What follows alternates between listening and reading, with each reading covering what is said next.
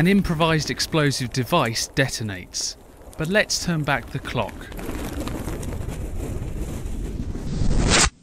To reach this point has required an entire network of financiers, bomb makers, recruiters and emplacers. If this network can be disrupted, then the threat can be reduced. One of the ways the network can be attacked is to gather evidence and intelligence at the scene of an IED. That's why a new NATO course has been set up in Hungary to train weapons intelligence teams. Well, I suppose you could break it down into two different parts.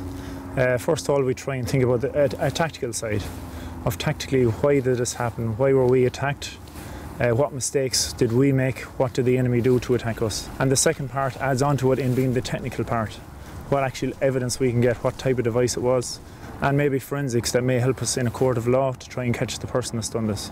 Once the scene has been made safe, a weapons intelligence or WIT team can start to investigate.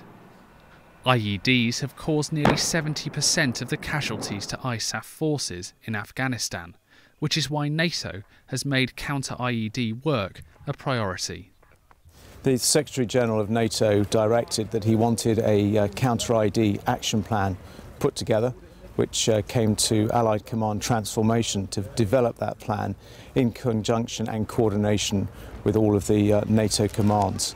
We came together and produced that action plan, and one of the parts of the action plan under education and training is what you're seeing here today with the Weapons Intelligence Training course. This new course, run at Hungary's central training base near Budapest, has gathered a range of nationalities together. Hungary's own operational experience was behind the decision to host the first course. Until now, the Hungarian Defence Forces lost 5 Hungarian soldiers. Actually, the 100% of the fallen soldiers were caused by IEDs, 1 in Iraq and 4 in Afghanistan.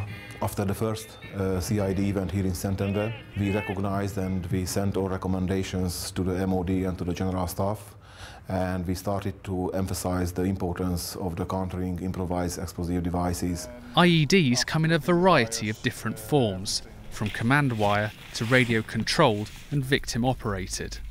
The parts that go into the construction of the device and the way it's been assembled all can prove vital in efforts to trace the people responsible.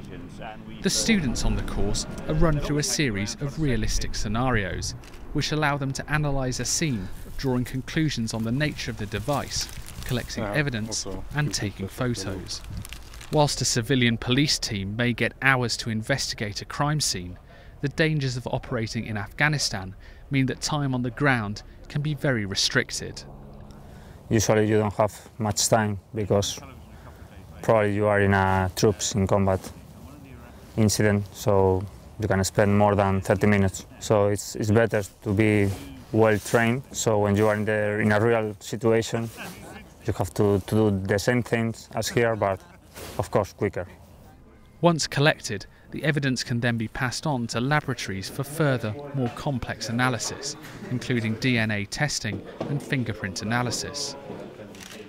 The training culminates in several explosions on the weapons range, creating as realistic a scenario as possible. Before I came here, I've heard about the IDs itself, and I know what should we look for on the scenes, but now I understand how does it work on ID itself, so it's a very good experience for me. Half of the students on this first course will be deployed to Afghanistan, working on the ground to combat IEDs, whilst the others will pass their knowledge on to their colleagues back home, increasing the number of NATO personnel able to carry out these vital investigations. This is David Heathfield in Hungary for Natochannel.